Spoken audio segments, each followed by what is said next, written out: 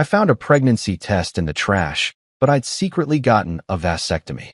The next day, I overheard my wife talking to her MOM. Of course I'll tell him it's his. I did this with the first child. He didn't notice. My lover isn't ready for kids. While she was at work, I packed my stuff and left. I sent the pregnancy test to her lover's wife. She called me and said something that shocked me to my core. You ever have one of those mornings where you wake up thinking the universe finally owes you a break? Then it hands you a flaming bag of chaos instead? Yeah, that was my Tuesday. The day started off normal enough. I brewed my sad, overworked coffee that tasted like someone wrung it out of an accountant's sock, scrolled through a few headlines that made me question the species, and tried to convince myself that my marriage wasn't circling the drain. Spoiler, it was. I wasn't even looking for trouble. I was looking for toothpaste. Simple mission. But the trash can in the bathroom caught my eye, because something pink was sticking out of it, peeking through the tissue like it wanted to be found. Curiosity killed the cat. Sure, but I'm not a cat. I'm just a guy who's had a vasectomy and a questionable amount of faith in humanity. I nudged the tissue aside, and bam. There it was. A pregnancy test. 2 pink lines. Bright. Proud. Mocking me like a Vegas neon sign that said, "Congratulations, idiot." Now, I'm not a genius, but I know basic biology. And considering my sperm had been legally retired 2 years ago, sipping mojitos in the afterlife of medical certainty, this was less surprise baby and more surprise betrayal. I stared at it so long I half expected it to start talking. My first thought wasn't even rage, it was denial. Maybe she bought it for a friend? Maybe it's a prank? Maybe I'm in one of those hidden camera shows where they test if husbands are gullible morons? So I did what any rational man would do. I sniffed it. Don't ask me why. Maybe I thought it would smell like deceit or lemon-scented lies. But no, that thing was real, used, and glowing like a radioactive truth bomb. I stood there, toothbrush in hand, looking at that stick like it held the meaning of life. My brain tried to reboot itself. I even heard that Windows error sound in my head. 2 lines. 2. Meaning positive. Meaning pregnant. Meaning someone's been auditioning for the role of daddy in my absence. Here's the part that really hits you in the gut, the timeline. We hadn't exactly been active lately. Not since Claire started her wellness journey, which apparently involved yoga pants, endless girls' nights, and a mysterious glow that definitely wasn't from our dim bedroom lamp. And me? I just thought we were in a slump. You know, marriages go through phases. Except this phase apparently came with bonus DNA. Downstairs, I heard her humming. Not just any humming, happy humming. Like a Disney princess high on denial and fresh deceit. She was making breakfast, probably avocado toast, because nothing says modern betrayal like smashed green fruit on overpriced bread. I walked to the top of the stairs, holding the pregnancy test like it was evidence in a murder trial. She was wearing that pink robe I bought her last Christmas, the one she said made her feel feminine and soft. Yeah, turns out soft doesn't mean loyal. She looked up, saw me standing there, and smiled that smile, the one that used to make me forget why I was mad. "Morning, babe," she chirped, flipping eggs like life was perfect. I almost said it right then. "Whose baby, Claire?" But my mouth didn't cooperate. Instead, I just stared at her, and it hit me. If I asked right now, she'd lie. She'd put on that innocent face, do that little head tilt, and gaslight me so hard I'd start questioning if my vasectomy was just a vivid dream. So I did something I'm not exactly proud of. I smiled back. Yeah, I smiled at the woman who'd just turned my life into a reality show. "Morning," I said, setting the test on the counter like a ticking bomb wrapped in plastic. She didn't notice. Too busy on her phone, probably texting someone who uses way too many emojis. I poured myself coffee, sat down, and just watched her. Every move suddenly looked choreographed. Every word had a new layer of meaning. "How'd you sleep?" she asked, casual as ever. "Like a man who's about to learn some very interesting things," I said. She laughed, totally missing the storm brewing 2 feet away. "You're so dramatic in the mornings," she said. "Oh, honey, you have no idea." After breakfast, she kissed my cheek and said she was heading to work early. "Big presentation," she said, grabbing her purse like a woman with secrets always has somewhere important to be. The door closed behind her, and I sat there, staring at the mug in my hand. My reflection in the coffee looked like a man who'd just been promoted to Fool of the Month. That's when the realization hit me. If I found this today, that means she took it last night. Meaning this wasn't some long-term thing. Meaning she'd probably been testing fate while I was sleeping upstairs, drooling into my pillow and dreaming about lower electric bills. I laughed, like really laughed. The kind of laugh that sounds too close to crying. So I did what any man on the verge of an existential meltdown would do. I Googled pregnancy test accuracy, like maybe the internet could tell me it's all a misunderstanding. Nope. The internet said 99% accurate. Like it was mocking me too. Fantastic. Science betrayed me. Then I went into detective mode. Checked the trash again. There were tissues, a receipt from the pharmacy, and an empty energy drink can. I checked the timestamp. Purchased at 8:43 p.m. last night. Same night she said she was working late. Cute. I leaned against the counter and took a deep breath. This was no longer confusion. This was clarity wrapped in rage. But the rage wasn't loud. It was quiet, the dangerous kind. The kind that sits in your chest like a loaded gun waiting for a reason. For 2 years, I'd been the supportive husband. Fixed her car. Took her family to dinner. Endured her mom's passive-aggressive comments about how some men just don't have the drive to provide.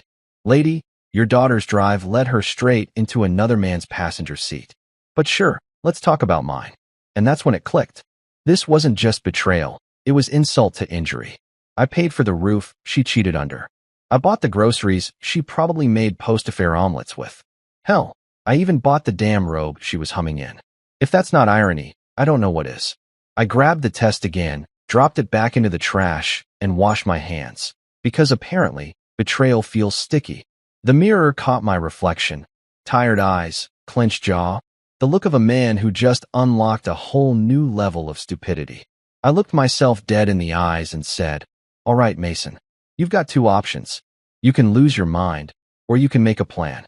Spoiler, I chose the plan. But before that plan came the calm. The eerie kind. I cleaned the counter, took another sip of my sad coffee, and chuckled. 2 lines, I muttered. Guess she's finally creative. I spent the rest of the morning pretending to work from home while mentally drafting the opening line to my inevitable divorce speech. Something classy. Something like, "It's not me, it's your complete lack of morals." By noon, the sun was bright, the birds were chirping, and my marriage was officially on life support. I took one last look at the trash can before heading out to work. That stupid little stick sat there like a silent confession. I swear, if it could talk, it'd say, "You're gonna need a lawyer, buddy." I closed the door behind me, the test still in the trash, the truth still humming in the kitchen, and me, Mason Reed, officially done being the clueless husband. The plot twist had arrived, and oh boy, I was about to become the main character. You'd think after discovering a pregnancy test that practically screamed, "You're not the daddy," the universe would give me a day off. Maybe a cosmic coupon for free emotional stability or something. Nope. The next morning, life decided to turn the dial up to soap opera rerun.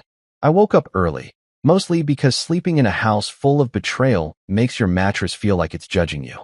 Claire was already up, humming again, because apparently betrayal sounds like show tunes now. She was making coffee, same as always, pretending everything was normal. That woman could win an Oscar for best performance by someone who doesn't deserve it. I poured my own cup and stood there in the kitchen like a ghost haunting his own marriage. I didn't say a word. I just watched her talk about her meeting at the firm, her new client, her crazy schedule. Every word out of her mouth sounded like a lie wrapped in a Target brand apology. The whole time I kept thinking, do I call her out? Do I just say, "Hey, remember my vasectomy and basic human biology?" But no, I wasn't going to give her the satisfaction of seeing me lose it. I'd play it cool, like a man preparing to drop the calmest nuke in history. She left for work around 8. Perfume cloud following her like deceit in liquid form. I sat down, checked my emails, and tried to convince myself to focus on something else. Then I heard her voice. At first, I thought it was an echo. But it wasn't. She'd left her phone on the counter, still connected to her earbuds. The call was coming through the Bluetooth speaker in the living room. A faint, tinny version of her voice floated through. And that's when I realized she wasn't talking to me. She was talking to her mom, Margaret, the woman who once told me I look like the kind of man who owns too many flannels. What does that even mean? Anyway, I froze mid-sip. Claire's voice, casual and confident, filled the room like an evil podcast I didn't subscribe to. Of course I'll tell him it's his, she said. My brain short-circuited. Coffee halfway to my mouth, I stopped moving. Then she laughed. Mom, please. It worked the first time. He didn't notice then either. Mason's not exactly detail-oriented. Detail-oriented? Excuse me, I once organized our spice rack alphabetically and labeled the damn flour. My heart pounded like a marching band with bad timing. The first time? The first time? Her mom's voice came through faintly, that nasal tone that could peel paint off walls. And your lover? What if he finds out? Claire sighed like she was the victim here. He's not ready for kids, Mom. He's got his own marriage to worry about. Oh, for the love of all that's holy. So not only was she cheating now, she'd done it before. And, icing on the humiliation cake, I'd apparently been raising another man's kid this whole time. I stood there so long the coffee went cold and started tasting like despair. I didn't even move. Just stared into nothing, listening to my wife lie about me like it was her cardio routine. He's so sweet, she continued. Too sweet. I'll tell him after the baby's born. Maybe. Sweet. Oh, she didn't mean that as a compliment. She meant naive, stupid, gullible. Like I'm the kind of guy who'd thank the delivery driver who runs over my foot. I should have stopped listening. I really should have. But my inner masochist decided, nah, let's hear the full destruction of your self-esteem in HD. Margaret said something about keeping up appearances, about not embarrassing the family. And Claire, bless her black heart, said, don't worry, I've got it handled. Mason's too predictable. He trusts me completely. If I'd had a shot of whiskey in that moment, I'd have invented a new Olympic sport called emotional sprinting to the bottle. When the call ended, I stood there like a man rebooting after being hit with bad Wi-Fi. My mind was racing. My wife. My life. My kid. Maybe not even mine. It's the kind of revelation that makes your knees weak and your pride pack its bags. I remember glancing at the family photo on the wall. Claire, me, and little Emma, all smiling at the beach last summer. I thought about her tiny hand holding mine as we built sandcastles, her laugh when she dumped a bucket of water on my head. And now, suddenly, I was wondering if biology had just walked out of that picture entirely. I didn't break anything, didn't yell, didn't even cry. I just went numb, like my emotions decided to call in sick. I sat down at the dining table, staring at the salt shaker because it was the only thing in the room that hadn't lied to me. My phone buzzed, Claire texting me. Love you. Have a great day, with a heart emoji. Oh, the audacity. The emoji looked like it was mocking me. I typed you too, but deleted it before hitting send. I wasn't ready for confrontation. Not yet. If I asked now, she'd twist it. She'd make it about me, about how I don't trust her, or always assume the worst. Nah, I'd wait. Play it smart. Let her dig her own grave. So I went to work like nothing happened, but everything felt different. Even the air conditioner sounded judgmental. My coworker, Greg, asked if I was okay. You look like someone told you your car cheated on you, he said. Yeah, I replied, something like that. I couldn't concentrate. All day, I replayed her words. The first time, that phrase echoed like a bad chorus. Every time my phone buzzed, I half expected another lie to jump out of it. At lunch, I scrolled through our old photos, looking for clues I'd missed. Maybe a glance, a weird smile, a pattern. And damn if I didn't start seeing it, the little things. The late nights. The networking dinners. The sudden wardrobe upgrades. Claire didn't get a raise. She got an affair with benefits. By 5 p.m., I was running on caffeine, heartbreak, and pure spite. I went home, but couldn't face her yet. So I parked around the corner like some rejected spy and just watched the house. She pulled into the driveway 10 minutes later, singing along to the radio like her life was a musical. I waited until she went inside before heading to the nearby gas station to grab a drink. The clerk must have sensed my vibe because he didn't even ask for small talk. Just handed me my beer and nodded like, yeah, man, whatever it is, you look betrayed. I sat in the car, cracked open the can, and thought about everything. The test, the call, the lies. My daughter, God, Emma. If she wasn't mine, did it change how I felt about her? The answer was instant. No. She was mine in every way that mattered. But Claire? She was dead to me. She just didn't know it yet. When I finally walked into the house, she was on the couch, laptop open, pretending to work. She looked up and smiled. Hey babe, she said. Rough day. Yeah, I said. You could say that. She patted the seat beside her. Come sit. Oh, if only she knew how badly I wanted to throw that couch out the window. Instead, I sat, calm and polite. She leaned her head on my shoulder, scrolling through her phone, probably texting her lover.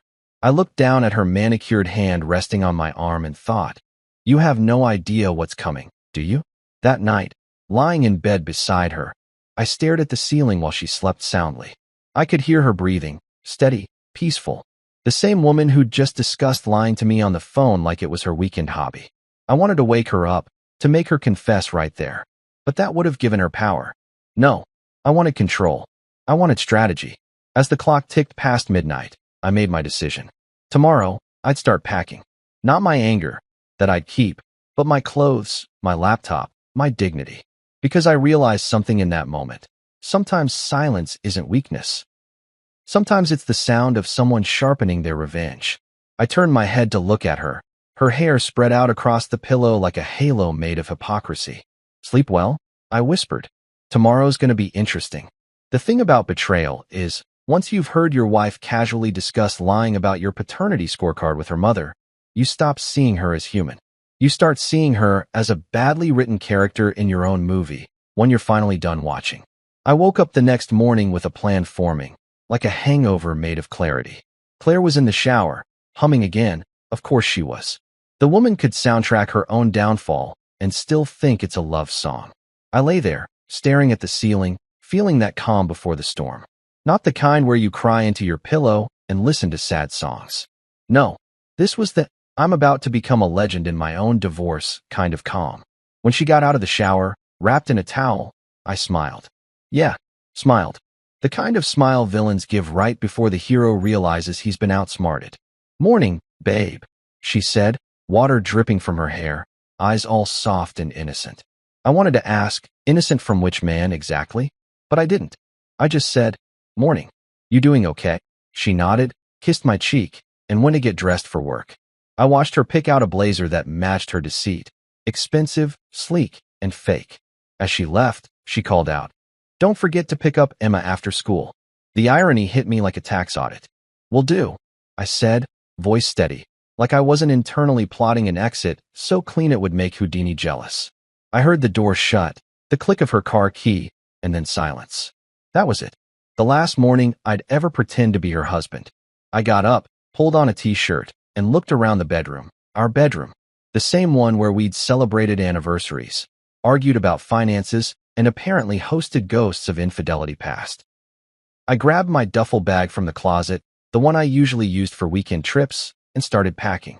Not the angry, throw everything in a trash bag, kind of packing. No, this was strategic, calculated. Every folded shirt was a statement. I'm leaving, but I'm leaving neatly. I started with the essentials. Laptop, check. Chargers, check. Passport, because who knows, maybe I'd fake my death in Belize later, check.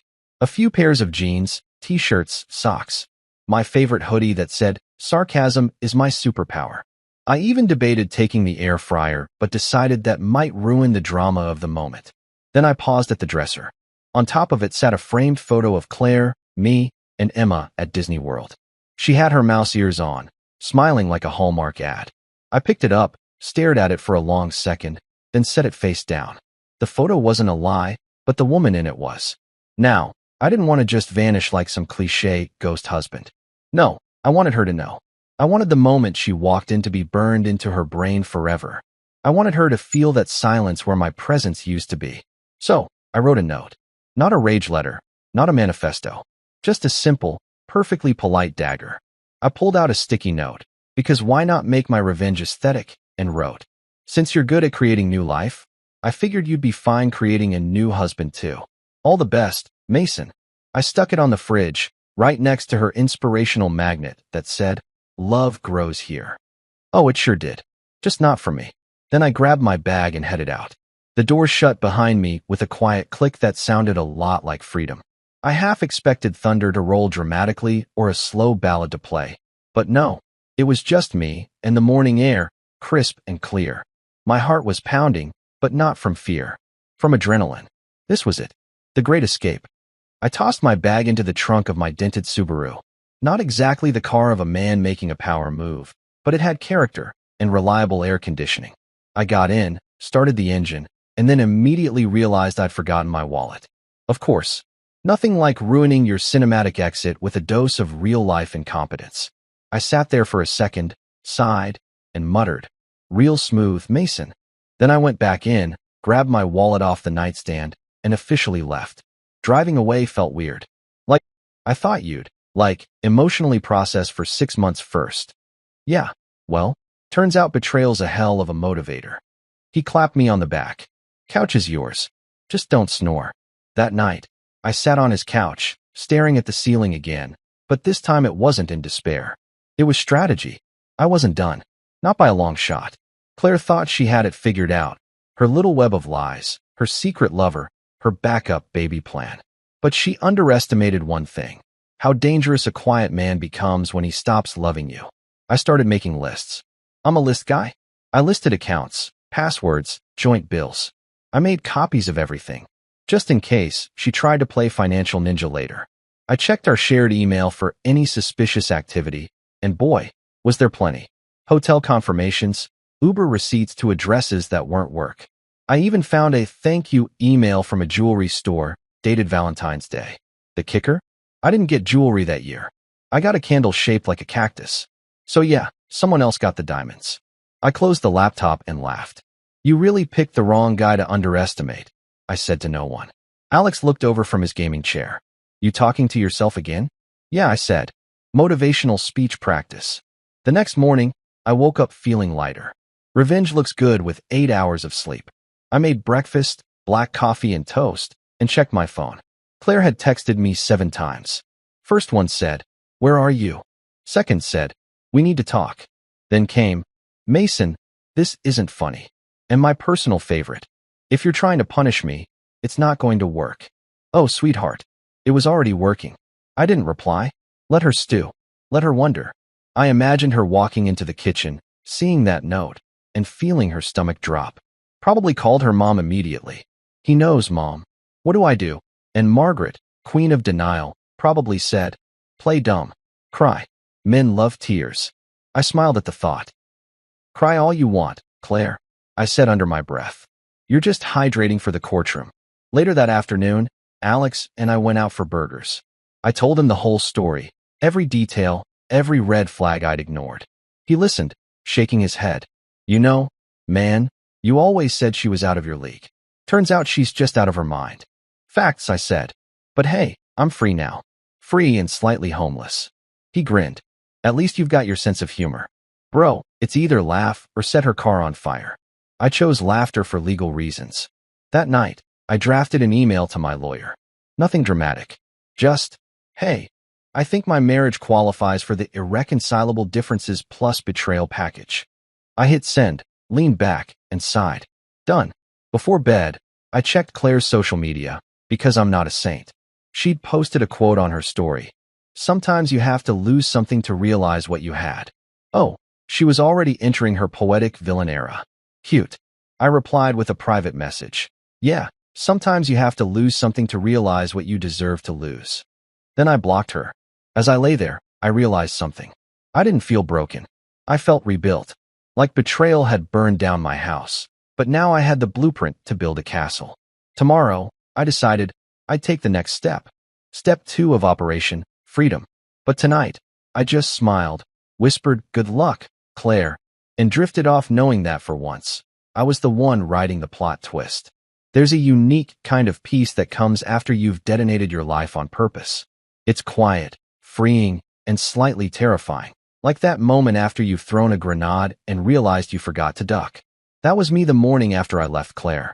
I woke up on Alex's couch with a sore neck, an overinflated sense of dignity, and a new hobby, revenge planning. See, I wasn't about to go full angry ex-husband and torch her designer handbags in the yard. No. I wanted poetic revenge. Something with flair. Something she'd feel. While sipping coffee that tasted like regret and gas station filters, I thought about how to serve karma without burning my fingerprints off. That's when it hit me. If Claire wanted to play secret family with her mystery man, I'd deliver a baby shower gift early. Truth. Straight to his doorstep. wrapped in poetic justice. I'd spent years being the loyal idiot. Time to audition for a new role, the man who mailed receipts. I started with a little detective work. Remember how I said I'm detail-oriented, no matter what Claire told her mom? Yeah, that skill came in handy. I knew the guy's name, Derek, because she'd let it slip once in a text she claimed was for a client. Classic cheater mistake, saving your affair partner under a fake name like Sam, but forgetting to delete the email signature. Rookie move. So, I found his wife. Took me 10 minutes. Social media is basically the FBI with filters. Facebook, Instagram, LinkedIn, bingo. There she was, Natalie. PDA mom energy, a little too into inspirational quotes. And this part was gold. A family photo captioned, "My rock, my soulmate, my forever." Oh, honey, if only you knew your forever was out here doing lunch dates with my wife and making unplanned sequels. I sat there grinning like a villain on a caffeine rush. The plan was simple. I grabbed the pregnancy test I'd saved. Yes, I kept it. Don't judge me. It was Exhibit A in the case of People vs. My sanity. I wiped off the tissue bits, put it in a small gift box from an old birthday present, and printed a note. Just one line. No drama. No signature. Congrats. You're going to be a stepmom. Elegant. Brutal. Chef's kiss. I mailed it first thing that morning. Priority shipping, of course, because karma shouldn't arrive late. Then I went back to Alex's, cracked open a beer at 10 a.m., and toasted myself for evolving from victim to vigilante. I figured I'd never hear from her. Maybe she'd scream, maybe she'd cry, maybe she'd hire a hitman named Chad.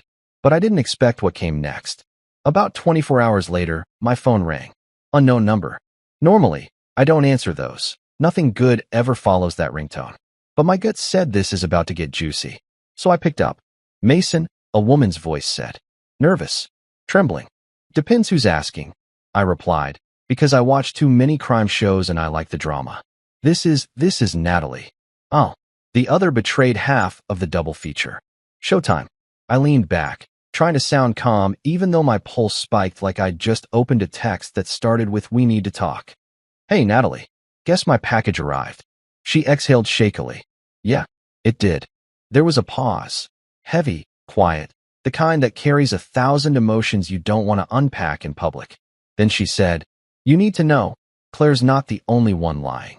For a second, I thought she meant Claire faked the pregnancy too, and I was about to pop champagne. But her tone said otherwise. Okay, I said cautiously, you've got my attention. Enlighten me. She hesitated. My husband, Derek, he's been cheating on me too. Well, yeah, I said, maybe a little too dry. That's kind of why we're on the phone, right? No, she said quickly. Not just with your wife. There are others. I sat up. Others, as in 2 others. 3, she whispered. All from his office. Claire was just one of them.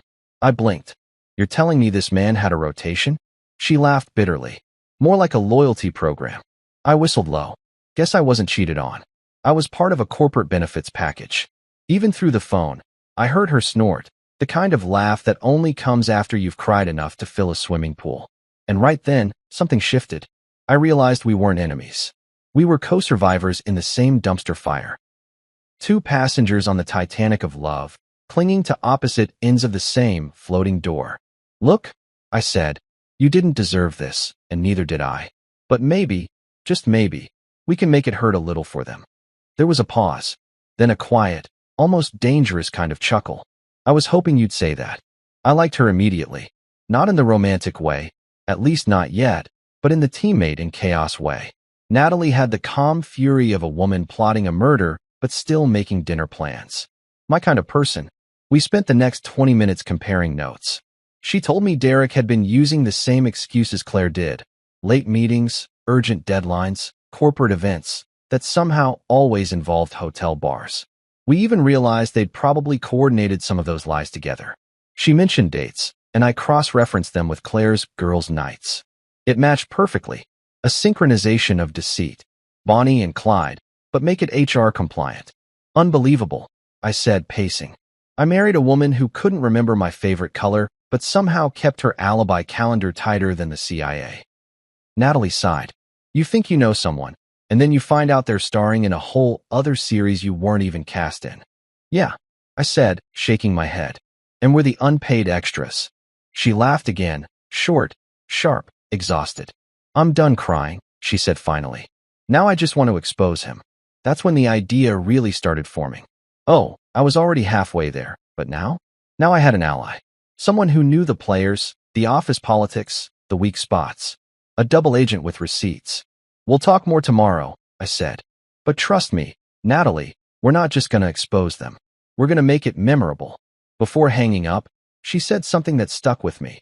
You know, Mason, you sound weirdly calm for someone whose world just blew up. I smiled.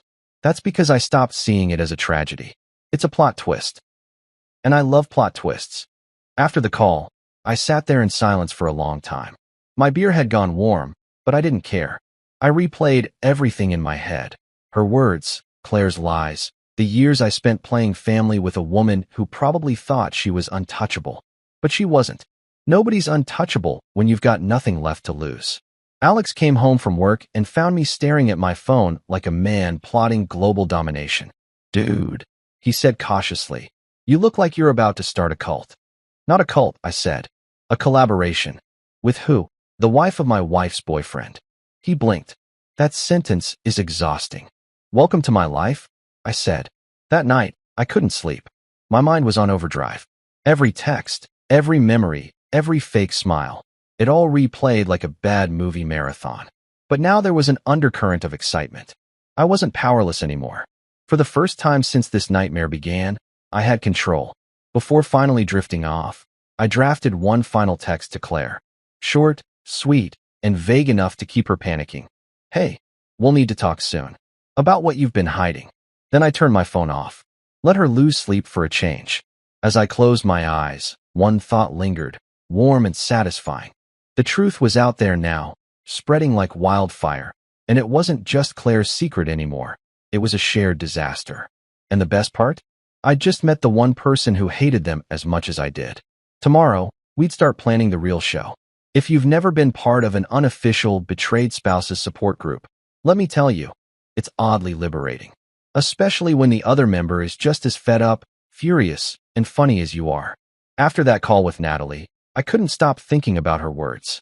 Not in a sentimental way, but in a we're about to pull off the emotional version of Ocean's 11 kind of way. I woke up the next morning with a sense of purpose I hadn't felt since the last time I fixed the Wi-Fi on the first try. The mission, partnership, and vengeance. Because misery might love company, but revenge? Revenge throws a full-blown dinner party. I met Natalie the next day at a little coffee shop downtown, neutral territory. I got there early, because I'm the kind of guy who likes to choose a seat that faces the door. Years of marriage taught me to expect ambushes in broad daylight. The cafe smelled like overpriced beans and bad decisions. I ordered black coffee, no sugar, because I was in mourning and sweeteners felt disrespectful. She walked in 5 minutes later, wearing sunglasses big enough to hide an identity crisis.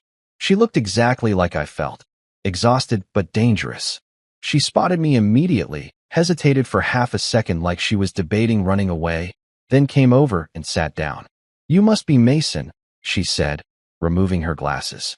You must be Natalie, I replied, offering a handshake that turned into one of those awkward half-hug things people do when they've been trauma-bonded through adultery. Up close, she had that quiet composure people get when they've cried themselves out, but are now fueled purely by caffeine and wrath. We didn't even start with small talk. So, she said, sipping her latte, our spouses are garbage. Recyclable garbage, at best, I said. But I'm open to composting them for the environment. That broke the ice. She laughed, really laughed. For the first time, I could tell. It wasn't the polished, polite laugh of a woman used to pretending at cocktail parties. It was the laugh of someone finally done giving a damn. She opened her purse and pulled out her phone. I brought evidence, she said, scrolling with purpose. Screenshots, photos, receipts. Derek's been careless. She turned the screen toward me, and I swear my soul briefly left my body. There he was, Mr. Smooth cheating salesman, kissing Claire in a hotel lobby like they were auditioning for a Hallmark movie called Adultery in the afternoon. I whistled low. Wow, they really didn't even try to hide it. Oh, it gets better, she said, swiping again. That was Valentine's Day. Funny, I said. I got a cactus that day. Guess she was trying to be symbolic. She smiled grimly. He used the same restaurant for multiple affairs. Look, see the timestamp? Same table, 3 different women. I leaned in, shaking my head. Man's running a buffet of bad life choices. We sat in silence for a moment, just letting the absurdity settle in. 2 strangers, bonded by betrayal, sipping overpriced coffee while dissecting photographic evidence of the world's least imaginative cheaters. So what's your endgame? She finally asked. Honestly, I don't want money. I don't want closure. I just want them both to choke on their lies in a public setting with good lighting. Her eyes sparkled, mischievous, darkly amused. Same. That's when we started plotting. At first, it was theoretical, like, wouldn't it be wild if we exposed them at their office? Or, imagine renting a billboard. But the more we talked, the more we realized, why not actually do something? It wasn't revenge anymore, it was performance art. We mapped it out on a napkin like 2 criminals in a diner scene. Step 1, gather more proof. Step 2, time it perfectly. Step 3, deliver maximum humiliation. She mentioned Derek's company had a fancy quarterly dinner coming up. Partners, spouses, even the CEO would be there.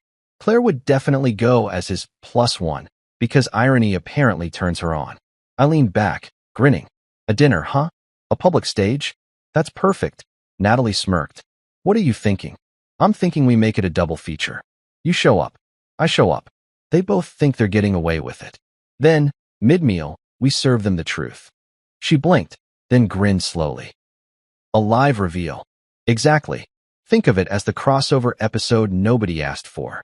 We clinked coffee cups like conspirators sealing a pact. Over the next few days, we became a duo of digital detectives. Natalie was the brains. She had access to Derek's corporate calendar and could track his every fake meeting. I was the muscle, by which I mean the guy with time on his hands and nothing left to lose. She'd text me updates. I'd verify them with my own petty research, and together we built a dossier that would make a private investigator blush. Screenshots, receipts, GPS timestamps. We even found hotel invoices charged to Derek's company card. Rookie mistake, my guy. Adultery and embezzlement in one package, HR's dream combo. In between all that, we talked. Not just about the cheaters, but about everything. Life, jobs, kids. Turns out Natalie had a teenage son who thought his dad was a hero. She was dreading the day she'd have to tell him otherwise. I told her about Emma, about how she was too young to understand any of this, but old enough to notice when her parents stopped smiling in photos. We found this weird rhythm, dark humor mixed with empathy. At one point, she asked, "Do you ever wonder if we missed the signs because we didn't want to see them?" "Every day," I said. "But honestly, I think we saw them. We just hoped we were wrong." She nodded. "Yeah, hope's a hell of a drug." By Friday, we had everything ready. The dinner was set for Saturday night at Riverside Bistro, classy place, overpriced steak, and enough fake laughter to drown a conscience. Natalie got the RSVP list through a contact in Derek's company. Sure enough, both our spouses were attending. Together, like nothing was wrong. Like the universe hadn't already signed their emotional death certificates. The plan was simple. I'd get there first, sit at a corner table. Natalie would come in later. We'd both observe until the right moment. Then, boom. Reveal. Short, sharp, surgical. No yelling, no chaos. Just 2 calm, collected spouses dropping truth bombs while sipping wine. Think less Jerry Springer, more Scorsese. The night before, Claire texted me again. "Can we talk? Please? You're being childish." I stared at it for a long time, then replied, "You're right. I'll see you soon." No context. Let her think it was reconciliation. The next morning, Natalie called. "You sure about this?" "Never been surer," I said. "Besides, I already dry cleaned my best shirt. Would hate to waste that effort." She laughed softly. "You're really something, Mason." "Yeah," I said, "so they keep telling me. Usually right before they ruin my life." Saturday came fast. I spent the afternoon pretending to be normal, did laundry, grabbed lunch with Alex, who insisted on giving me an unnecessary pep talk. "Remember, dude," he said, pointing his fry at me. "Revenge is best served cold, but dessert's optional." "Noted," I said. "I'll keep the souffle light." By 7 p.m., I was outside Riverside Bistro. The place was glowing, soft jazz, candles, fake smiles behind glass. I walked in, told the hostess my reservation name, Reed, party of one, and took my seat near the back. I ordered whiskey, neat. I wanted to look calm enough to confuse the devil himself. 5 minutes later, they walked in. Claire in a navy dress, Derek in his smug suit. They looked perfect, coordinated, like a commercial for betrayal perfume. She glanced around, nervous but smiling. I watched her from the corner of my eye, a quiet storm in human form. They sat down across the room, laughing over wine. My chest tightened, but not from pain, anticipation. Then Natalie walked in. Elegant, composed. She looked like revenge in heels. She spotted them immediately and gave me a subtle nod. Showtime. I could have caused a scene. Could have flipped the table, yelled, "You cheated," like a soap opera extra. But no, I wanted precision. I stood, drink in hand, and walked over, every step deliberate. The sound of my shoes echoed just enough for Claire to look up, and when our eyes met, I saw it. Recognition, panic, guilt, the trifecta. "Mason," she stammered. "What are you doing here?" "Oh, you know," I said, swirling my glass. "Just thought I'd drop by. Family dinner, right?" Before she could respond, Natalie appeared beside me, calm as ever. Derek went pale. "Natalie, what? How?" She smiled coldly. "Hi, honey. Small world, isn't it?" You could have heard a pin drop. Every head turned. I leaned forward slightly, raised my glass, and said, "To family secrets and DNA tests that don't lie." The waiter froze mid-step. Someone gasped. Claire's face drained of color faster than my love for her. Derek looked like a man trying to Google how to disappear. Natalie placed a folder on the table, slid it toward him, and said, "You might want to read that before HR does." The silence stretched, thick and heavy, before collapsing into chaos. Claire started whispering frantic excuses. Derek stammered about misunderstandings. I just stood there, sipping whiskey, enjoying the kind of peace only poetic justice brings. Natalie looked at me, smiled slightly, and whispered, "We did it." "Yeah," I said. "We really did." Then I turned, left some cash on the table, and walked out without looking back. Behind me, I heard Claire's voice cracking, Derek's chair scraping, Natalie's heels clicking. But I didn't care. Outside, the cool night air hit me like freedom. I lit a cigarette, even though I don't smoke, just because the moment demanded it. Sometimes revenge doesn't taste sweet. Sometimes it just tastes right. You'd think after detonating your marriage in front of a live audience with mood lighting and background jazz, you'd feel nothing but peace, right? Like the credits would roll, music would swell, and I'd ride off into the sunset with my dignity strapped to the hood of my Subaru. But nope. Turns out revenge has an aftertaste, bittersweet, smoky, and weirdly addictive. The next morning, I woke up in Alex's apartment feeling like I'd swallowed a battery. It wasn't regret, it was energy. Pure, vengeful caffeine. I'd spent years being the understanding husband, the guy who shrugged off late nights and mystery perfume. But now I was the guy who just publicly ended 2 marriages with 1 toast and a calm grin. You'd think that'd be enough. But my brain had already started whispering, what's next? See, the problem with chaos is once you taste control again, you want seconds. I made myself coffee, checked my phone, and sure enough, there it was. 17 messages from Claire. The first few were desperate. "Where are you? Please call me." Then they turned defensive. "You didn't have to humiliate me. It's not what you think." Then finally, my favorite stage, rage. "You're cruel. You've ruined my life." I stared at the screen, took a sip of my coffee, and smiled. "I didn't ruin your life, Claire," I muttered. "I just showed it to you in HD." I ignored her and opened a new chat. Natalie. If Claire was a storm, Natalie was the eye of it. Calm, calculating, and strangely therapeutic to talk to. I texted her, "Morning, co-conspirator. Any nuclear fallout on your side?" She replied almost instantly. "Oh, it's biblical. Derek's been suspended pending an HR investigation. His mistresses found out and started a group chat. It's chaos." I snorted my coffee. "A group chat?" I wrote back. "What's it called, Adultery Anonymous?" She sent a laughing emoji and said, "Pretty much.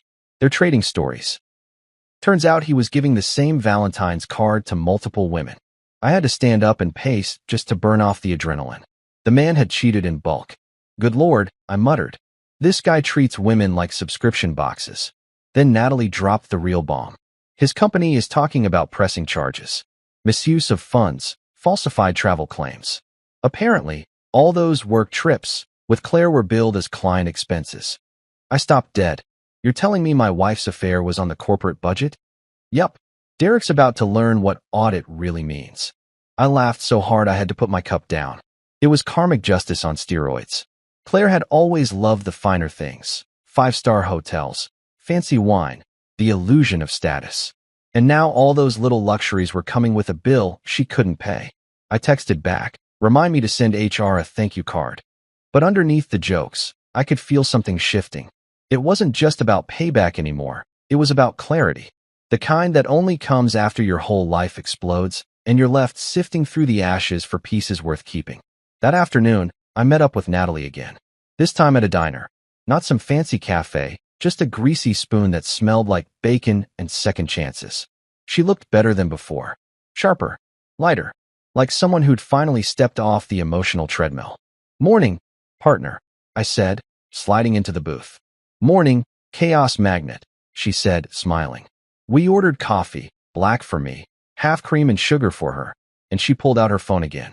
So, here's where we stand, she said, all business. Derek suspended. HR's digging into his records. And as of this morning, Claire's company is aware of her involvement. My eyebrows shot up. How? She smiled slyly. Let's just say one of Derek's other girlfriends works in the same office and decided to do a little whistleblowing. Oh, that's beautiful, I said. Corporate karma at its finest. Yeah, she said. Claire's been called in for a discussion with HR. Apparently, sleeping with a married man on company time is frowned upon. I chuckled. Who knew? She leaned forward, resting her chin on her hand. So what about you? What's next for Mason the Avenger? I shrugged. Honestly, I'm thinking about an extended vacation from all things human. Maybe buy a cabin somewhere quiet. Live off coffee and self-respect. She grinned. That sounds boring. Boring's underrated, I said. You ever notice how peaceful boring people look? Like they're not waiting for someone to stab them in the emotional kidney. She laughed, and for the first time in a while, it didn't sound bitter. You're funny, she said. You ever think about doing stand-up? Already lived it, I said. It's called marriage. We both cracked up, and for a moment, the world didn't feel heavy. Then her expression softened. You know, Mason, you're handling this way better than I expected. Thanks, I said. It's all sarcasm and caffeine. My coping strategy is 70% dark humor and 30% denial. She smiled, but there was something in her eyes, empathy, maybe even admiration. Still, she said, I'm glad we did this together. I don't think I could have handled it alone. Yeah, I said quietly. Me neither. We sat there for a while, just two broken people slowly realizing they weren't broken anymore. Just reassembled differently. When I got back to Alex's later, he was on the couch eating cereal straight from the box. So, he said through a mouthful of cornflakes, did you two plot world domination again? Close, I said. Corporate enlightenment. He raised an eyebrow. You're scaring me with how calm you are? Are you sure you're not secretly a hitman? Trust me, I said, flopping down next to him. If I were, I'd have started with Claire's mother. He laughed so hard he nearly choked. Oh man, Margaret would never see it coming. What do you mean? I'm not the main character. We both lost it.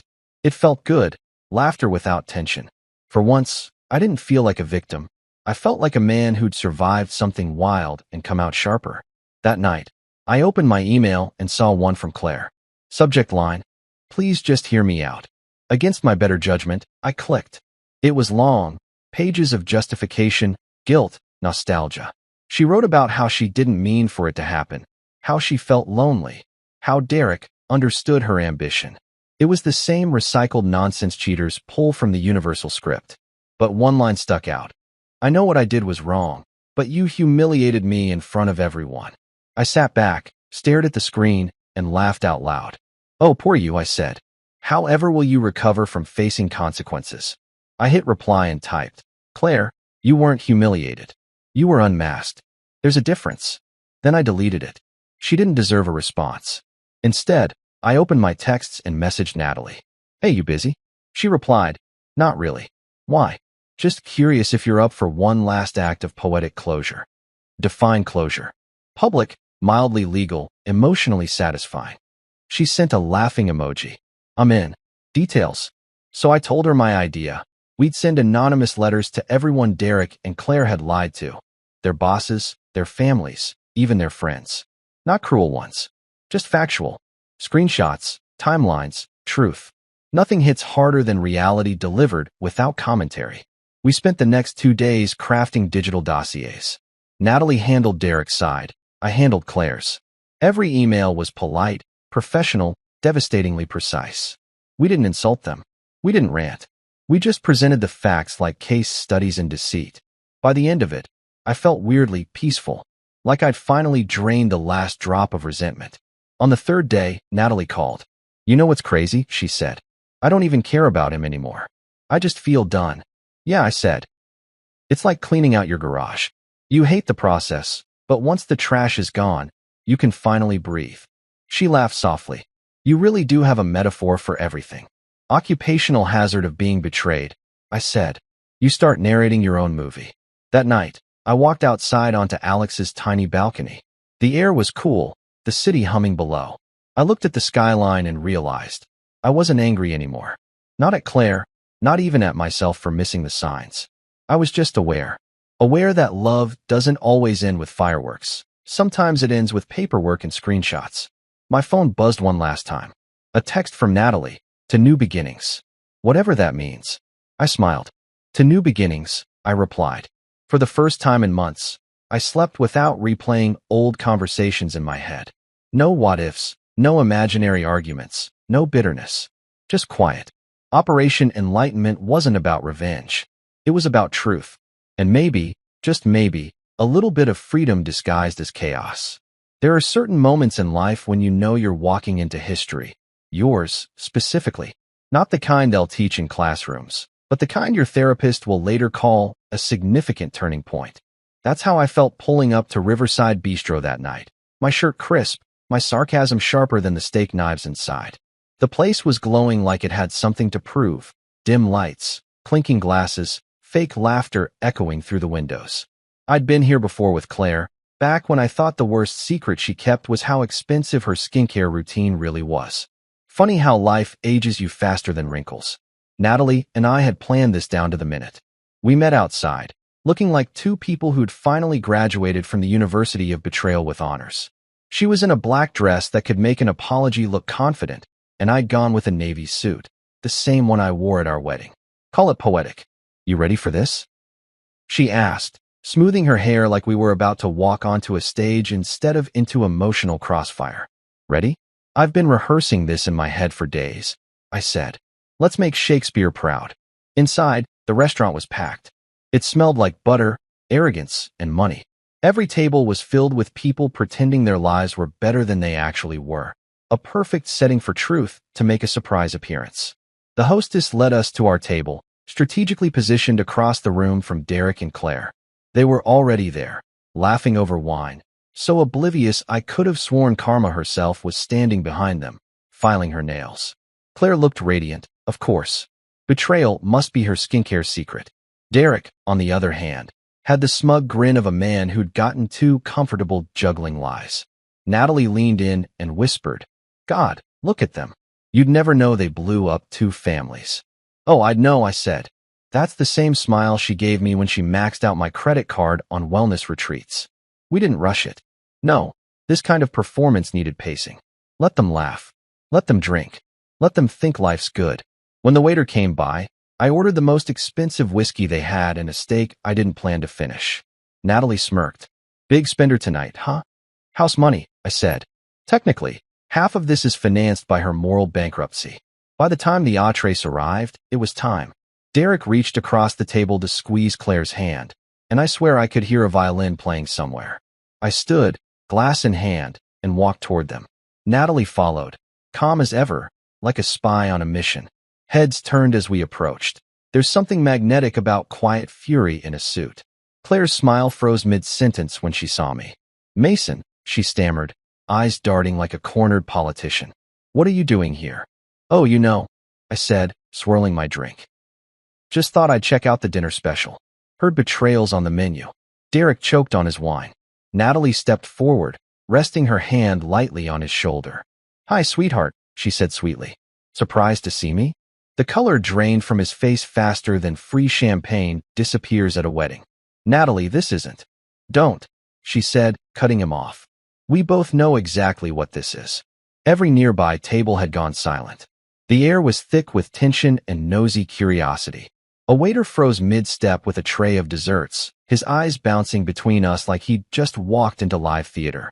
I raised my glass, gave the room a polite smile, and said, to family secrets and DNA tests that don't lie. A few people gasped. One older man coughed into his soup. Claire's lip trembled. Derek looked like he wanted to crawl under the table and start a new life in the sewer system. Natalie leaned in close to Derek and whispered, check your email. HR's very curious about your travel expenses. Then she turned to Claire and said, and maybe next time you want to play mistress, pick someone with better taste in wine. Claire stood up, her voice shaking. Mason, please, not here. Oh, absolutely here, I said. You love an audience, don't you? Consider this your encore. Derek tried to intervene, raising his hands like a referee at a cheating championship. Look, everyone calm down. Buddy, I said, you're the last person who should say the word everyone. You've had more audiences than Broadway. The table next to us actually clapped. I kid you not, clapped. Someone whispered, oh my God, this is better than Netflix. Claire's mascara started doing what her morals had already done, run. She reached out for me, voice cracking. Mason, please, I can explain. I'm sure you can, I said, stepping back. You've always been great at storytelling. Just make sure to cite your sources this time. Natalie crossed her arms, looking almost bored. I think we're done here, she said calmly. Enjoy your meal, Derek. It might be your last one not served on a plastic tray. We turned and walked out, leaving behind a room full of dropped jaws and whispered commentary. The hostess gave us this wide-eyed look like she'd just witnessed a ghost. I smiled and said, table's all yours if you want to see what self-destruction looks like up close. Outside, the night air hit like freedom. Cold, crisp, honest. Natalie exhaled, a little shaky, then grinned. That went better than expected. Yeah, I said. I'd call it a 5-star meltdown. Great ambience, solid performance, and a satisfying finale. She laughed, leaning against the railing. You think they'll recover? Oh, they'll try, I said. But from now on, every fancy dinner they attend will come with flashbacks and panic attacks. That's the kind of trauma you can't refund. We stood there in silence for a bit, watching cars pass, letting the adrenaline fade. I realized then that revenge isn't loud, it's quiet. It's the stillness after the explosion, when all that's left is truth. Natalie looked at me, her expression softening. You know, Mason, we actually did it. We took back control. Yeah, I said. Guess we should start a club or something. She smiled. Double Betrayal Club. Meetings at diners. Membership free, sarcasm mandatory. I laughed. I'd join. We said our goodbyes, and as she walked away, I watched her disappear into the night. Stronger, freer, done. I got into my car, started the engine, and caught my reflection in the rearview mirror. For the first time in years, I didn't look like a man surviving his marriage. I looked like a man who'd survived himself. I pulled out of the parking lot and headed home, the radio low, the city lights streaking past like new beginnings. Behind me, somewhere in that restaurant, 2 people were probably arguing, crying, and blaming each other. Let them. They deserve the noise. Me? I had silence, and for once, it sounded perfect. The morning after the restaurant showdown felt like waking up after a thunderstorm. Everything looked calm, but you knew something big had been rearranged. The air was clearer, my phone heavier, and my peace louder. I lay there staring at the ceiling of Alex's spare room, waiting for guilt or regret to crawl in, but all that showed up was satisfaction with a side of hunger. I'd burned my old life down in front of a live audience, and now I was craving breakfast and new beginnings. But peace in the age of smartphones doesn't last long. My phone buzzed like an angry hornet on the nightstand. Claire. Again. Her texts had evolved overnight like a toxic Pokemon. Stage 1 had been denial. Stage 2, pity party. Now we were at Stage 3, emotional blackmail wrapped in victimhood. You embarrassed me, Mason. Everyone's talking about it. Do you realize what you've done? You ruined my reputation. Oh, sweetheart. Your reputation ruined itself when it decided to take a hotel loyalty card out in Derek's name. I ignored the first few, but then she sent a voice note. I debated listening, curiosity winning out because I'm only human, and I hit play. Her voice came through, shaky but sharp. I don't know what you think you've accomplished, but you didn't have to do it like that. You could have just left. You didn't have to humiliate me. I laughed out loud. That's the cheater's national anthem. You didn't have to expose me. I almost replied. Don't worry, the humiliation was complimentary, but decided to let her stew. Let silence be my closing argument. Meanwhile, the world was already doing what it does best, spreading gossip faster than wildfire in a dry forest. My phone was a notification graveyard. Co-workers, old friends, even my Aunt Susan asking, is it true what they're saying? I didn't even know what they were saying, but based on the looks I got at the coffee shop that morning, it was entertaining. I'd become local folklore, the guy who turned a dinner reservation into a public execution. One barista actually winked at me and said, legend. I tipped her extra because recognition should always be rewarded. I scrolled through Facebook later, and that's when I saw it, the digital apocalypse. Someone had recorded part of the confrontation at Riverside Bistro. The video was titled Cheating Couple Gets Exposed at Dinner. Wait for the twist. Over 20,000 views overnight. I clicked play. There I was, calm as a monk, whiskey in hand, toasting to family secrets. The camera caught everything. Claire's shock, Derek's panic, Natalie's precision strike. It even ended with the audience clapping. In the comments section, people were eating it up like popcorn. This is Oscar-worthy. Mason is a king. Claire's mascara deserves an Emmy. I probably should have been mortified, but honestly, I was proud. I'd gone viral for the first time in my life, and I didn't even have to dance or lip sync to do it. I called Natalie that afternoon. She answered on the second ring, laughing before I could even speak. You've seen it, haven't you? Oh, I've seen it, I said. Apparently, I'm an internet folk hero now. There's even a meme of me raising my glass with the caption, to all the red flags I ignored. She cackled. That's amazing. Derek's been in hiding all morning. HR put him on indefinite leave while they review his expense reports. 3 of his side flings have already posted cryptic quotes about liars getting what they deserve. It's like watching a Greek tragedy unfold in LinkedIn posts. And Claire? I asked. Oh, she's not doing great, Natalie said, and there was no apology in her tone. Her company caught wind of everything. You know how corporate PR loves a clean image. She's been pulled from her accounts. Apparently, she tried to claim it's a private matter, but someone forwarded the video to HR. I whistled. So, that's what we call a career adjustment. More like a free fall, she said, sipping something. I could hear the ice clinking through the phone. You realize we accidentally created a cautionary tale, right? We're the reason every cheater in a 50-mile radius just turned off their location sharing. Good, I said. Let them live in paranoia. It's cardio for the soul. We talked for another hour, swapping updates and snark like co-workers in a very petty office. But beneath the humor, there was this quiet sense of something else, vindication. For once, the truth wasn't hidden behind fake smiles and polite lies. It was out there, messy and loud, and we didn't have to carry it anymore. By evening, I decided to check my email. Bad idea. 50 unread messages, most of them from people I barely knew. One from my old boss.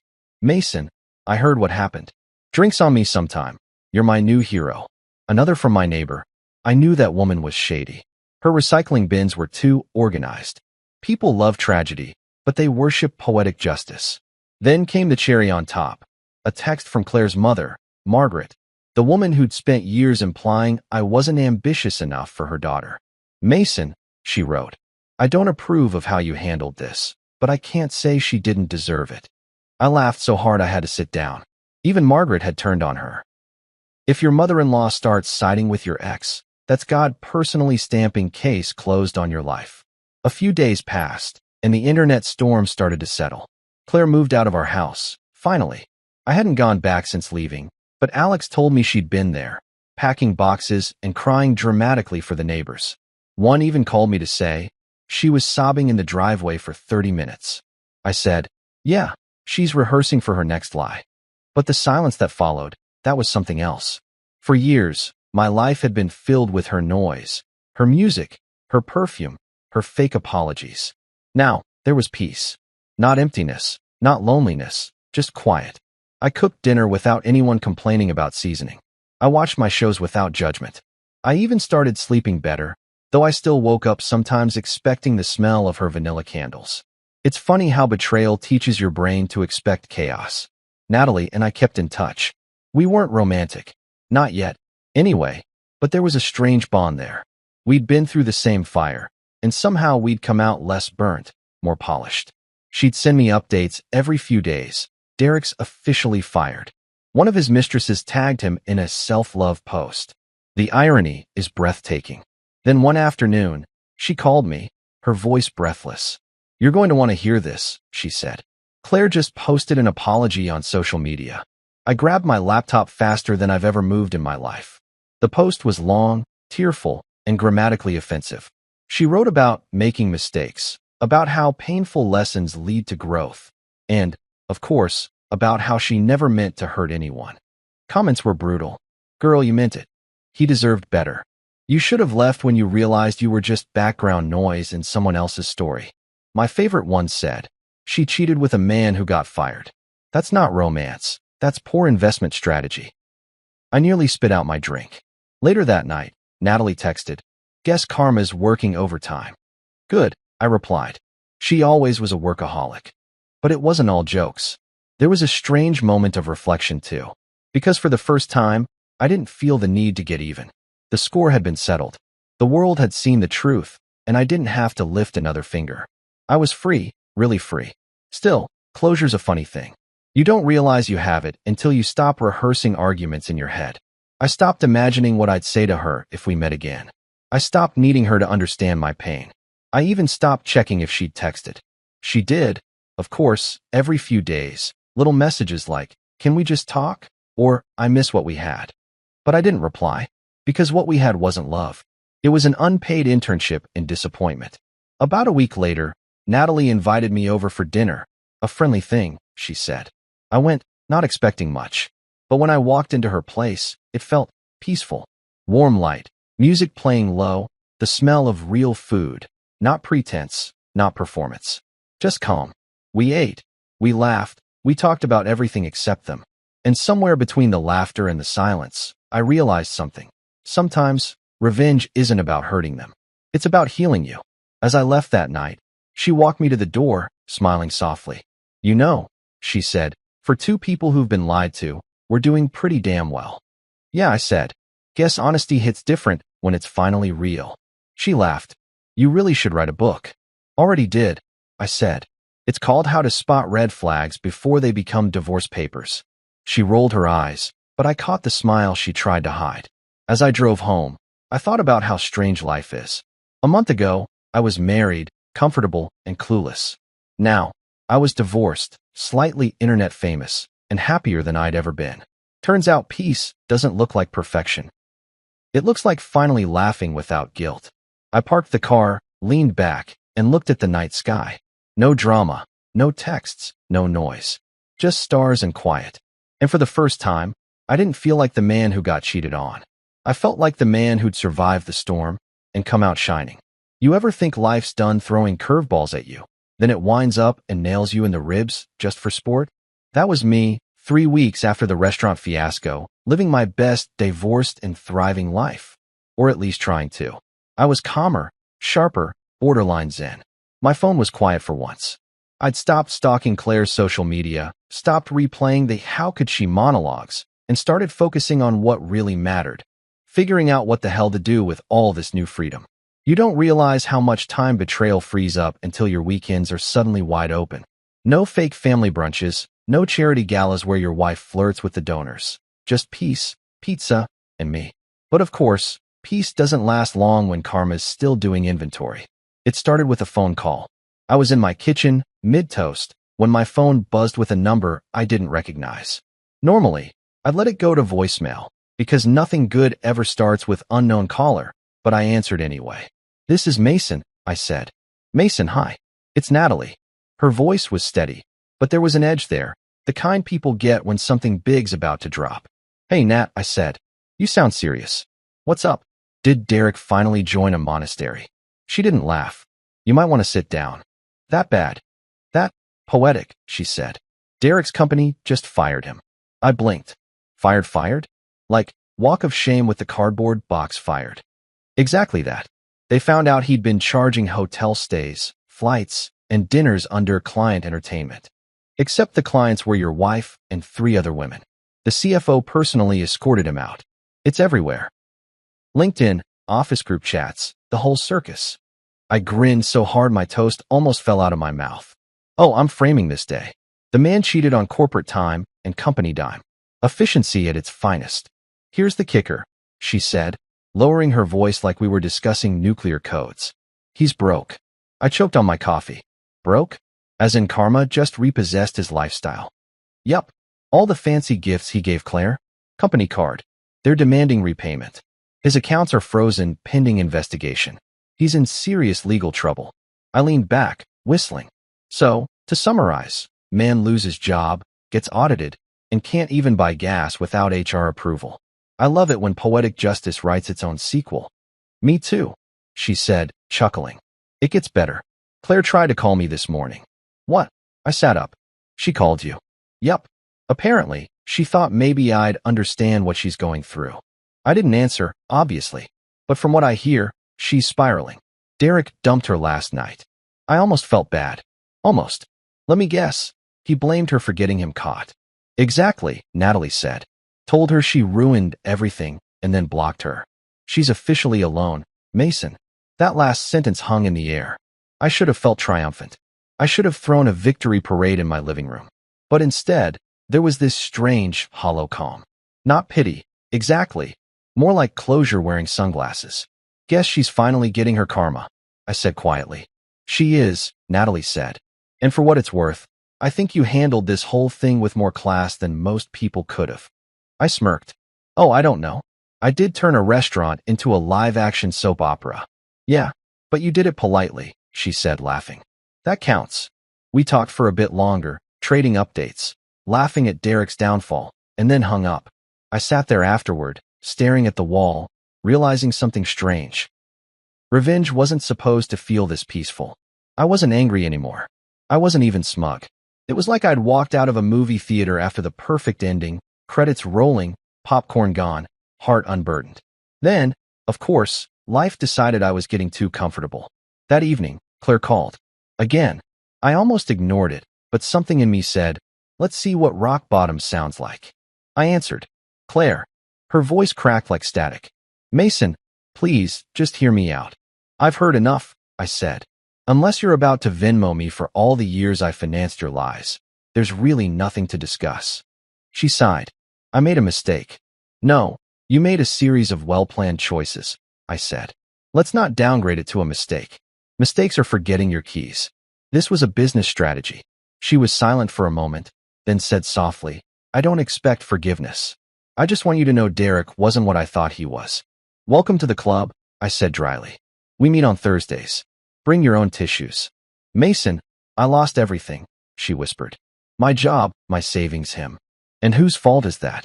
I know, she snapped suddenly. But you don't have to be cruel. Cruel? I laughed. You think this is cruel? Claire, you called my love predictable while lying in another man's hotel room. Cruel is what you did. This is me finally living in peace. She started crying then, the kind of sob that used to make me cave. Not this time. I felt nothing. Just distance. I just wanted to say I'm sorry, she whispered between tears. Good, I said. Now say it to yourself. Then I hung up. I stood there for a minute, phone still in my hand, waiting for guilt to kick in. It didn't. I wasn't cold. I was done. There's a difference. It's the kind of emotional stillness that feels like standing on a cliff and realizing the fall won't kill you anymore. Over the next few days, the gossip died down. Derek vanished from the professional world. Claire disappeared from social media, and the internet found new people to roast. The storm was over. But then, one night, Natalie called again, her voice trembling, not with sadness this time, but disbelief. You won't believe this, she said. Derek's being sued by his company. Misuse of funds, fraud, all of it. And the news just hit the local business sites. I pulled the article up as she spoke. There it was, headline in bold. Executive fired after embezzlement investigation. Company funds used for personal affairs. His photo looked like a man regretting every decision that led him there. Claire's name wasn't mentioned, but she didn't need it to be. Everyone already knew. I texted Alex the link. He replied, "This is better than Netflix." Natalie sighed on the line.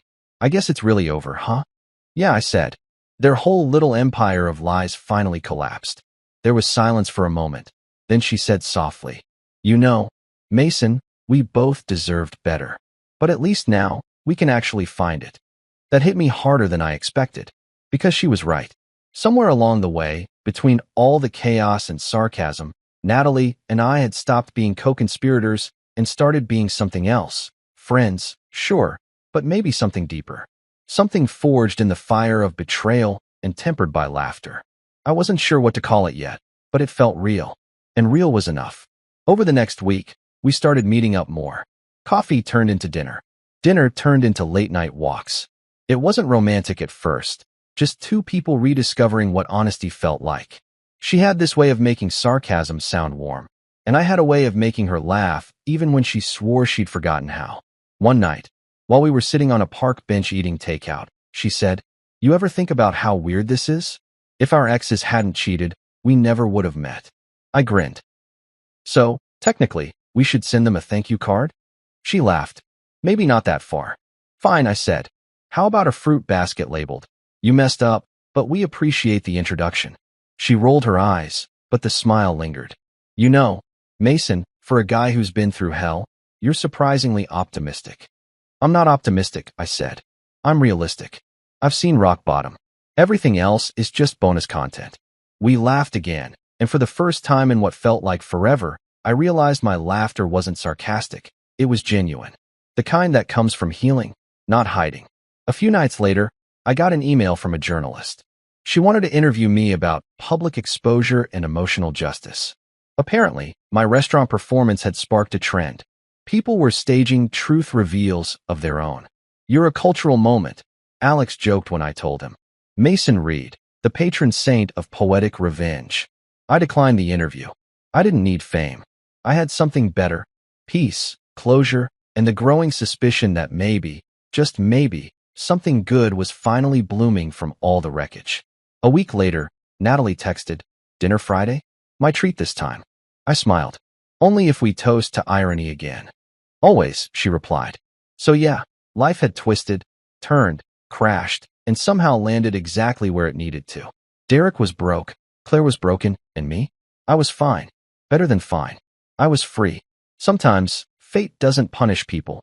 It rearranges the cast list. You know that weird calm that hits after a tornado? When everything's wrecked, but the air smells cleaner. That was my life 3 months after the chaos. The world had moved on, and shockingly, I had too. My name wasn't trending anymore. The video had stopped circulating, and Claire had gone full ghost.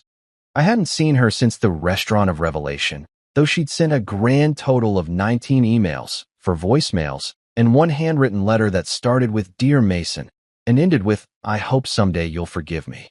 I didn't read past line 3. I didn't need to. Forgiveness wasn't for her. It was for me, and I'd already given it. To myself, for staying too long in something that was killing me slowly with politeness and good intentions. Life got quieter. And quieter, I learned, is wildly underrated. I sold the house, too many ghosts in those walls, and moved into a downtown apartment with a balcony that overlooked the city skyline. The kind of view that makes you think you've made it, even if all you did was survive better than expected. My evenings were simple: bourbon, takeout, maybe a bad movie, definitely peace. I even bought a new couch, gray leather, modern, comfortable enough for existential reflection and mid-afternoon naps. But moving on isn't just about letting go. It's about building something new with better materials. Enter Natalie. Our double betrayal club, friendship, turned into something that didn't need a name, but felt damn near perfect. We didn't rush it. We didn't even label it. We just existed together in this weird post-apocalyptic dating landscape, where honesty was sexier than mystery. Some nights, we'd just sit on my balcony, talking about everything and nothing. She'd tell me about her son, about how he was handling the truth. I'd talk about Emma, how she was still the only person who could melt me with a hug and a "Daddy, you're funny." Yeah, Emma. Turns out she was mine after all. Claire had sent over the paternity results during one of her desperate apology phases. I didn't open it right away.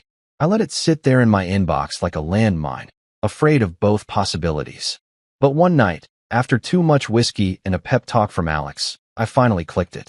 And there it was, 99.9% match. My little girl was mine. Biologically, emotionally, spiritually, mine. I cried. The real kind, not the movie kind. The kind that burns on the way out, but leaves you feeling lighter. I called her the next morning, and when she picked up, her little voice said, "Daddy, are you coming to my dance recital?" I said, "Wouldn't miss it for the world." And I meant it. That recital was a defining moment.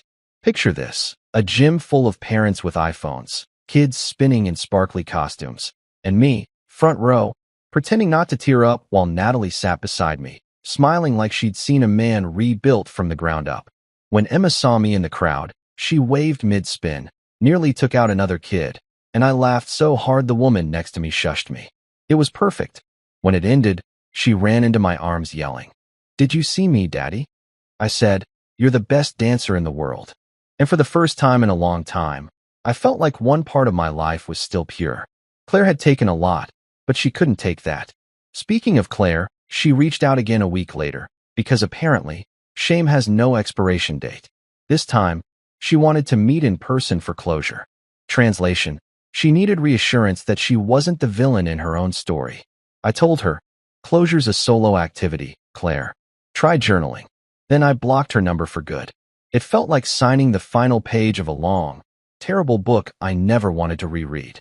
Meanwhile, Natalie and I were slowly turning into something that resembled a relationship, if a relationship was built on trust, banter, and mutual PTSD. We made each other laugh, which is the best kind of therapy. One night, over takeout sushi, she looked at me and said, "You know, for two people whose marriages exploded, we're weirdly functional." I raised my glass. To dysfunction done right. We toasted, and the laughter filled the room like music. It wasn't all perfect, of course. Healing never is. I had days when I still got angry for no reason. When a random perfume scent would trigger a memory I didn't want. When guilt would whisper, "You could have fixed it sooner." But Natalie had a way of grounding me. "You don't owe anyone the version of you that suffered," she told me once. That line stuck with me. It became my mantra. A few months later, we took a trip. Colorado. Mountains, clean air, the kind of silence that makes your thoughts sound less angry. We hiked, we joked, we got lost once. My fault, obviously. And at the top of Mount Elbert, we just stood there, looking out at miles of horizon. "You ever think about how small we are?" she asked. "Constantly," I said. "But lately, it feels less terrifying." She smiled, leaned her head on my shoulder, and I swear, for a brief second, the world made sense again. We didn't post about it. We didn't need validation. This wasn't revenge, it was redemption. There's a difference. Revenge ends with applause. Redemption ends with peace. I finally understood that. When we got back, I started getting calls from reporters again. Apparently Derek's company's scandal had gone federal. "Would you like to comment on your involvement?" one asked. I said, "Yeah, my comment is I don't care. Good luck with your subpoenas." Then I hung up. Claire's name popped up in the news too, briefly. She'd left town. Rumor had it she moved to another state, started a small business. Something vague like holistic coaching. Which felt ironic, considering she'd never been able to heal anything in her life, least of all herself. But I didn't hate her anymore. I didn't wish her ill. I just didn't wish her anything. Indifference is underrated. It's peace without effort. One evening, Natalie invited me to her place for dinner. Homemade pasta, candles, music from some jazz playlist. It felt intentional. After dinner, we sat on her couch, her son asleep upstairs, and she looked at me with that same glimmer she'd had at the restaurant, the one that said she was about to drop something profound. "Do you ever think," she said slowly, "that maybe all of this, everything, was supposed to happen?" I tilted my head. "You mean the lies, the heartbreak, the betrayal?" "Yeah," she said softly, "because it led us here." I thought about that. About all the nights I'd stayed up angry, all the mornings I'd replayed the pain. And now here I was, sitting beside someone who'd survived the same storm and somehow found her way to the same calm shore. "Maybe you're right," I said. "Maybe the universe just wanted to give us a better co-star." She laughed. "You always have a line, don't you?" "It's my coping mechanism," I said. "That and bourbon." We sat there for a while, comfortable silence, her hand eventually finding mine. It wasn't fireworks. It wasn't some cinematic kiss under the stars. It was quiet, steady, real. And that's the thing about love after betrayal. It's not about intensity. It's about consistency. I didn't need grand gestures anymore. I just needed peace that stayed. By the time spring rolled around, my life looked nothing like it had before. I'd started a small contracting business with Alex. Turns out being an electrician and an emotionally scarred ex-husband gives you great project management skills. Business was good, life was steady, and Natalie and I were happy. Not the movie kind of happy, though we're fine sitting in silence eating takeout while watching reruns kind of happy. The real kind. One afternoon, I got a call from Emma's teacher. "Mr. Reed," she said, "your daughter wrote an essay about her hero, and she picked you." I laughed, caught off guard. Really? Did she mention my poor dance skills or my excellent pancake technique? The teacher chuckled. "No," she wrote, "my daddy is brave because he didn't let sadness make him mean." That hit me like a punch straight to the heart. I thanked her, hung up, and sat there in my truck for a solid 5 minutes, trying not to cry like a Hallmark dad. That was it. That was everything. A few nights later, I sat on my balcony, city lights flickering below, Natalie's laughter echoing from the kitchen as she burned garlic bread again, and I realized something profound. The storm had been worth it. Every lie, every tear, every moment I thought I was breaking, it all led here.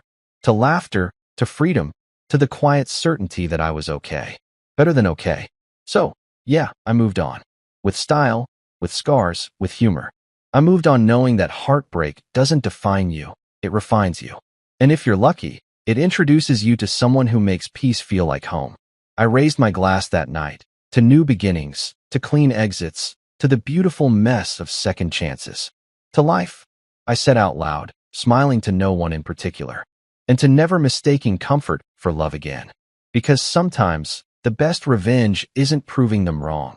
It's becoming so unbothered they don't even exist in your story anymore.